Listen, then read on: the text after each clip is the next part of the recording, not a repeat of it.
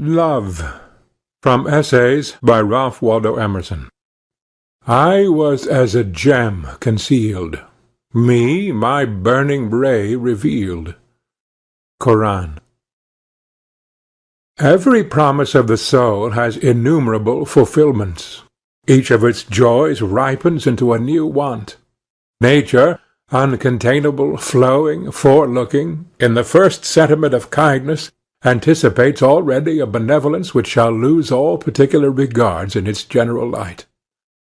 The introduction to this felicity is in a private and tender relation of one to one, which is the enchantment of human life, which, like a certain divine rage and enthusiasm, seizes on man at one period and works a revolution in his mind and body, unites him to his race, pledges him to the domestic and civic relations, carries him with new sympathy into nature, enhances the power of the senses, opens the imagination, adds to his character heroic and sacred attributes, establishes marriage, and gives permanence to human society.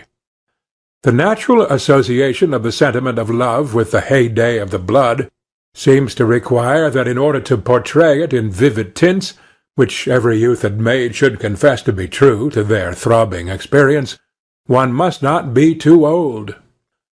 The delicious fancies of youth reject the least savour of the mature philosophy, as chilling with age and pedantry their purple bloom.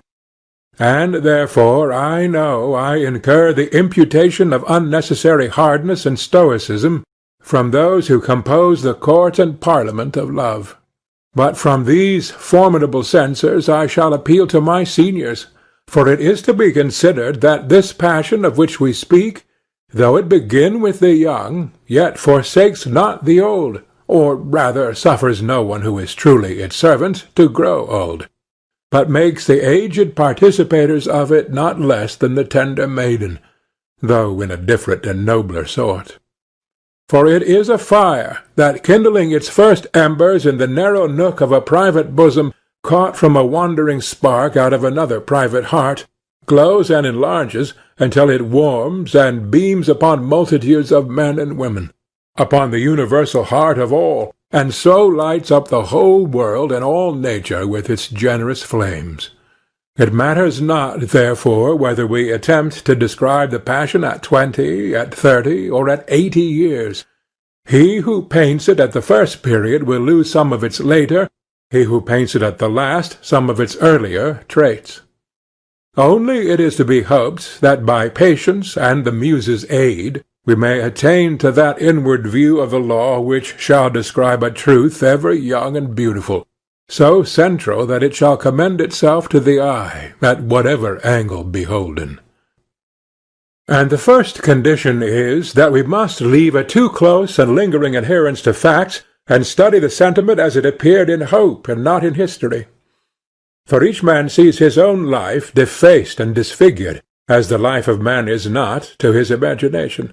Every man sees over his own experience a certain stain of error, whilst that of other men looks fair and ideal.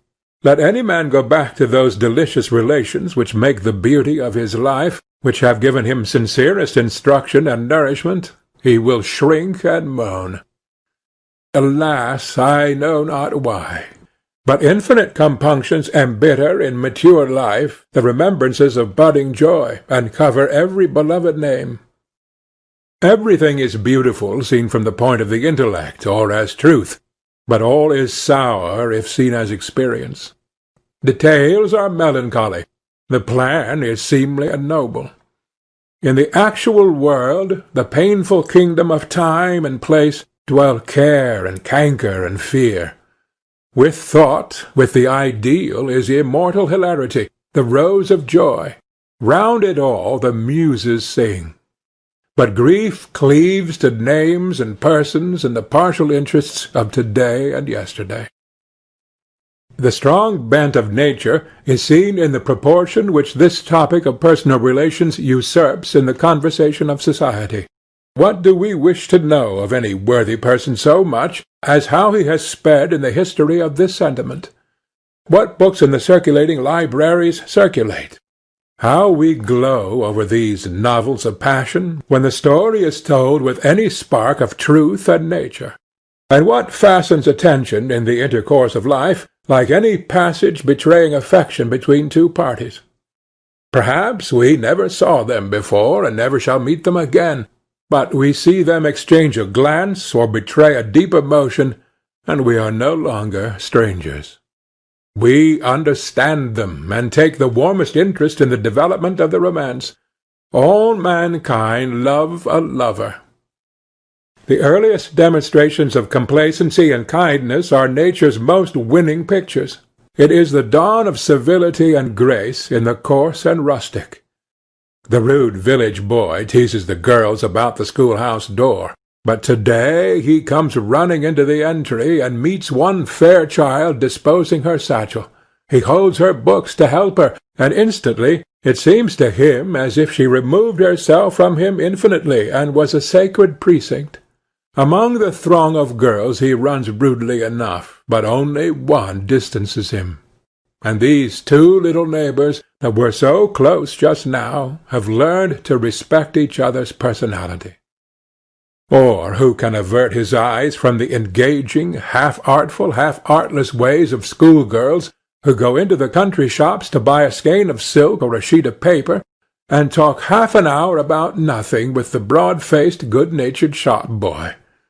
In the village they are on a perfect equality, which love delights in, and without any coquetry the happy, affectionate nature of woman flows out in this pretty gossip. The girls may have little beauty, yet plainly do they establish between them and the good boy the most agreeable, confiding relations, what with their fun and their earnest, about Edgar and Jonas and Almira, and who was invited to the party, and who danced at the dancing school, and when the singing school would begin, and other nothings concerning which the parties cooed. By and by that boy wants a wife, and very truly and heartily will he know where to find a sincere and sweet mate, without any risk such as Milton deplores as incident to scholars and great men. I have been told that in some public discourses of mine my reverence for the intellect has made me unjustly cold to the personal relations. But now I almost shrink at the remembrance of such disparaging words. For persons are love's world, and the coldest philosopher cannot recount the debt of the young soul wandering here in nature to the power of love, without being tempted to unsay, as treasonable to nature, aught derogatory to the social instincts. For though the celestial rapture falling out of heaven seizes only upon those of tender age, and although a beauty overpowering all analysis or comparison, and putting us quite beside ourselves, we can seldom see after 30 years, yet the remembrance of these visions outlasts all other remembrances, and is a wreath of flowers on the oldest brows. But here is a strange fact. It may seem to many men, in revising their experience, that they have no fairer page in their life's book than the delicious memory of some passages wherein affection contrived to give a witchcraft, surpassing the deep attraction to its own truth, to a parcel of accidental and trivial circumstances. In looking backward, they may find that several things which were not the charm have more reality to this groping memory than the charm itself which embalmed them. But be our experience in particulars what it may, no man ever forgot the visitations of that power to his heart and brain which created all things anew, which was the dawn in him of music, poetry, and art, which made the face of nature radiant with purple light, the morning and the night varied enchantments, when a single tone of one voice could make the heart bound, and the most trivial circumstance associated with one form is put in the amber of memory, when he became all eye when one was present, and all memory when one was gone, when the youth becomes a watcher of windows and studious of a glove, a veil, a ribbon, or the wheels of a carriage, when no place is too solitary and none too silent for him who has richer company and sweeter conversation in his new thoughts than any old friends, though best and purest, can give him. For the figures, the motions, the words of the beloved object are not like other images written in water, but, as Plutarch said, enamelled in fire, and make the study of midnight. Thou art not gone, being gone. Where'er thou art, thou leavest in him thy watchful eyes, in him thy loving heart. In the noon and the afternoon of life we still throb at the recollection of days when happiness was not happy enough, but must be drugged with the relish of pain and fear.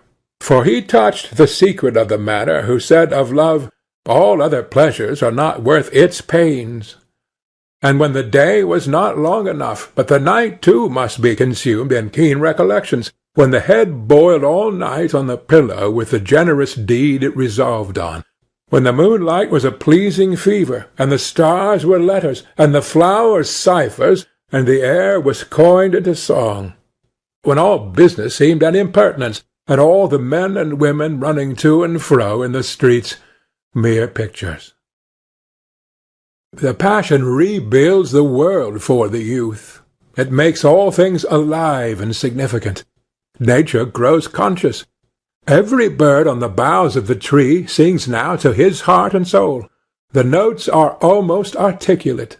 The clouds have faces as he looks on them. The trees of the forest, the waving grass, and the peeping flowers have grown intelligent, and he almost fears to trust them with the secret which they seem to invite. Yet nature soothes and sympathizes. In the green solitude he finds a dearer home than with men. Fountain-heads and pathless groves, places which pale passion loves, moonlight walks, when all the fowls are safely housed, save bats and owls, a midnight bell, a passing groan, these are the sounds we feed upon. Behold there in the wood the fine madman. He is a palace of sweet sounds and sights. He dilates. He is twice a man. He walks with arms akimbo. He soliloquizes. He accosts the grass and the trees. He feels the blood of the violet, the clover, and the lily in his veins, and he talks with the brook that wets his foot. The heats that have opened his perceptions of natural beauty have made him love music and verse. It is a fact often observed that men have written good verses under the inspiration of passion, who cannot write well under any other circumstances. The like force has the passion over all his nature. It expands the sentiment. It makes the clown gentle and gives the coward heart. Into the most pitiful and abject it will infuse a heart and courage to defy the world, so only it have the countenance of the beloved object. In giving him to another, it still more gives him to himself. He is a new man, with new perceptions, new and keener purposes, and a religious solemnity of character and aims. He does not longer appertain to his family and society. He is something. He is a person. He is a soul. And here let us examine a little nearer the nature of that influence which is thus potent over the human youth. Beauty, whose revelation to man we now celebrate, welcome as the sun wherever it pleases to shine, which pleases everybody with it and with themselves, seems sufficient to itself. The lover cannot paint his maiden to his fancy poor and solitary. Like a tree in flower, so much soft budding in forming loveliness is society for itself, and she teaches his eye why beauty was pictured with loves and graces attending her steps. Her existence makes the world rich. Though she extrudes all other persons from his attention as cheap and unworthy, she indemnifies him by carrying out her own being into something impersonal, large, mundane, so that the maiden stands to him for a representative of all select things and virtues. For that reason the lover never sees personal resemblances in his mistress to her kindred or to others. Her friends find in her a likeness to her mother, or her sisters, or to persons not of her blood. The lover sees no resemblance, except to summer evenings and diamond mornings, to rainbows and the song of birds. The ancients called beauty the flowering of virtue. Who can analyze the nameless charm which glances from one and another face and form?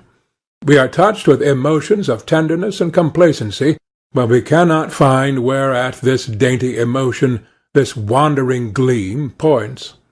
It is destroyed for the imagination by any attempt to refer it to organization. Nor does it point to any relations of friendship or love known and described in society, but, as it seems to me, a quite other and unattainable sphere, to relations of transcendent delicacy and sweetness, to what roses and violets hint and foreshow. We cannot approach beauty. Its nature is like opaline dove's neck lustres, hovering and evanescent. Herein it resembles the most excellent things, which all have this rainbow character, defying all attempts at appropriation and use. What else did Jean-Pierre Richter signify when he said to music, "Away, away, thou speakest to me of things which in all my endless life I have not found and shall not find"? The same fluency may be observed in every work of the plastic arts. The statue is then beautiful when it begins to be incomprehensible, when it is passing out of criticism and can no longer be defined by compass and measuring wand, but demands an active imagination to go with it, and to say what it is in the act of doing. The god or hero of the sculptor is always represented in a transition from that which is representable to the senses to that which is not. Then first it ceases to be a stone. The same remark holds of painting, and of poetry the success is not attained when it lulls and satisfies, but when it astonishes and fires us with new endeavours after the unattainable. Concerning it, Landor inquires whether it is not to be referred to some purer state of sensation and existence. In like manner, personal beauty is then first charming and itself when it dissatisfies us with any end, when it becomes a story without an end, when it suggests gleams and visions, and not earthly satisfactions, when it makes the beholder feel his unworthiness, when he cannot feel his right to it, though he were Caesar. He cannot feel more right to it than to the firmament and the splendors of the sunset. Hence arose the saying, "If I love you, what is that to you?" We say so, because we feel that what we love is not in your will, but above it. It is not you, but your radiance. It is that which you know not in yourself, and can never know. This agrees well with that high philosophy of beauty which the ancient writers delighted in, for they said that the soul of man, embodied here on earth, went roaming up and down in quest of that other world of its own out of which it came into this, but was soon stupefied by the light of the natural sun, and unable to see any other objects than those of this world, which are but shadows of real things. Therefore the deity sends the glory of youth before the soul, that it may avail itself of beautiful bodies as aids to its recollection of the celestial good and fair, and the man beholding such a person in the female sex runs to her and finds the highest joy in contemplating the form, movement, and intelligence of this person, because it suggests to him the presence of that which indeed is within the beauty and the cause of the beauty. If, however, from too much conversing with material objects the soul was gross and misplaced its satisfaction in the body, it reaped nothing but sorrow, body being unable to fulfill the promise which beauty holds out. But if, accepting the hint of these visions and suggestions which beauty makes to his mind, the soul passes through the body, and fails to admire strokes of character, and the lovers contemplate one another in their discourse and their actions, then they pass to the true palace of beauty, more and more inflame their love of it, and by this love extinguishing the base affection, as the sun puts out the fire by shining on the hearth, they become pure and hallowed. By conversation with that which is in itself excellent, magnanimous, lowly, and just, the lover comes to a warmer love of these nobilities, and a quicker apprehension of them. Then he passes from loving them in one to loving them in all, and so is the one beautiful soul only the door through which he enters to the society of all true and pure souls. In the particular society of his mate, he attains a clearer sight of any spot, any taint which her beauty has contracted from this world, and is able to point it out, and this with mutual joy that they are now able, without offence, to indicate blemishes and hindrances in each other, and to give to each all help and comfort in curing the same. And beholding in many souls the traits of the divine beauty, and separating in each soul that which is divine from the taint which it has contracted in the world, the lover ascends to the highest beauty, to the love and knowledge of the divinity, by steps on this ladder of created souls. Something like this have the truly wise told us of love in all ages. The doctrine is not old, nor is it new. If Plato, Plutarch, and Apuleius taught it, so have Petrarch Angelo and Milton. It awaits a truer unfolding in opposition and rebuke to that subterranean prudence which presides at marriages with words that take hold of the upper world, whilst one eye is prowling in the cellar, so that its gravest discourse has a savour of hams and powdering tubs. Worst, when this sensualism intrudes into the education of young women, and withers the hope and affection of human nature, by teaching that marriage signifies nothing but a housewife's thrift, and that woman's life has no other aim. But this dream of love, though beautiful, is only one scene in our play. In the procession of the soul from within outward, it enlarges its circles ever, like the pebble thrown into the pond, or the light proceeding from an orb. The rays of the soul alight first on things nearest, on every utensil and toy, on nurses and domestics, on the house and yard and passengers, on the circle of household acquaintance, on politics and geography and history. But things are ever grouping themselves according to higher and more interior laws. Neighborhood, size, numbers, habits, persons, lose by degrees their power over us. Cause and effect, real affinities, the longing for harmony between the soul and the circumstance, the progressive idealizing instinct, predominate later, and the step backward from the higher to the lower relations is impossible. Thus even love, which is the deification of persons, must become more impersonal every day. Of this at first it gives no hint. Little think the youth and maiden who are glancing at each other across crowded rooms with eyes so full of mutual intelligence of the precious fruit long hereafter to proceed from this new, quite external stimulus. The work of vegetation begins first in the irritability of the bark and leaf buds. From exchanging glances they advance to acts of courtesy, of gallantry, then to fiery passion, to flighting troth and marriage. Passion beholds its object as a perfect unit. The soul is wholly embodied, and the body is wholly ensouled. Her pure and elegant blood spoke in her cheeks, and so distinctly wrought that one might also say her body thought. Romeo, if dead, should be cut up into little stars to make the heavens fine. Life with this pair has no other aim, asks no more than Juliet, than Romeo.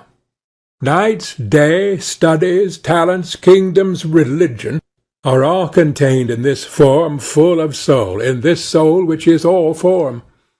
The lovers delight in endearments, in avowals of love, in comparisons of their regards. When alone, they solace themselves with the remembered image of the other. Does that other see the same star, the same melting cloud, read the same book, feel the same emotion, that now delight me? They try and weigh their affection, and adding up costly advantages, friends, opportunities, properties, exult in discovering that willingly, joyfully, they would give all as ransom for the beautiful, the beloved head, not one hair of which shall be harmed. But the lot of humanity is on these children. Danger, sorrow, and pain arrive to them as to all. Love prays. It makes covenants with eternal power in behalf of this dear mate. The union which is thus effected, and which adds a new value to every atom in nature, for it transmutes every thread throughout the whole web of relation into a golden ray, and bathes the soul in a new and sweeter element, is yet a temporary state. Not always can flowers, pearls, poetry, protestations, nor even home in another heart, content the awful soul that dwells in clay. It arouses itself at last from these endearments as toys, and puts on the harness, and aspires to vast and universal aims. The soul which is in the soul of each, craving a perfect beatitude, detects incongruities, defects, and disproportion in the behavior of the other. Hence arise surprise, expostulation, and pain. Yet that which drew them to each other was signs of loveliness, signs of virtue, and these virtues are there, however eclipsed. They appear and reappear and continue to attract, but the regard changes, quits the sign, and attaches to the substance. This repairs the wounded affection. Meantime, as life wears on, it proves a game of permutation and combination of all possible positions of the parties, to employ all the resources of each, and acquaint each with the strength and weakness of the other. For it is the nature and end of this relation that they should represent the human race to each other. All that is in the world which is or ought to be known is cunningly wrought into the texture of man, of woman. The person love does to us fit, like manna, has the taste of all in it. The world rolls, the circumstances vary each hour. The angels that inhabit this temple of the body appear at the windows, and the gnomes and vices also. By all the virtues they are united. If there be virtue, all the vices are known as such. They confess and flee. Their once flaming regard is sobered by time in either breast, and losing in violence what it gains in extent, it becomes a thorough, good understanding.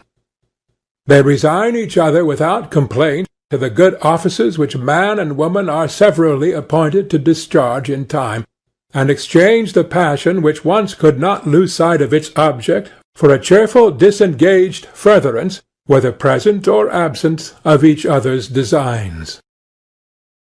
At last they discover that all which at first drew them together, those once sacred features, that magical play of charms, was deciduous, had a prospective end, like the scaffolding by which the house was built, and the purification of the intellect and the heart from year to year is the real marriage, foreseen and prepared from the first, and wholly above their consciousness. Looking at these aims, with which two persons, a man and a woman, so variously and correlatively gifted, are shut up in one house to spend in the nuptial society 40 or 50 years, I do not wonder at the emphasis with which the heart prophesies this crisis from early infancy, at the profuse beauty with which the instincts deck the nuptial bower, and nature and intellect and art emulate each other in the gifts and the melody they bring to the epithalamium.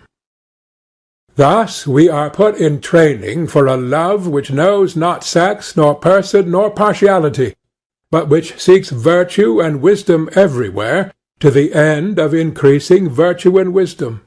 We are by nature observers, and thereby learners. That is our permanent state.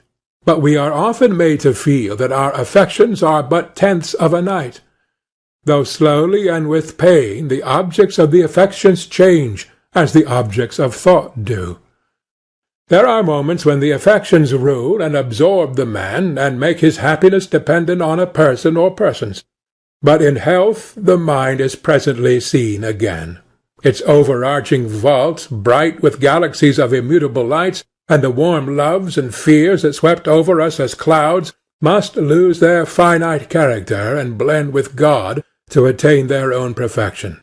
But we need not fear that we can lose anything by the progress of the soul. The soul may be trusted to the end. That which is so beautiful and attractive as these relations must be succeeded and supplanted only by what is more beautiful, and so on forever. End of Love.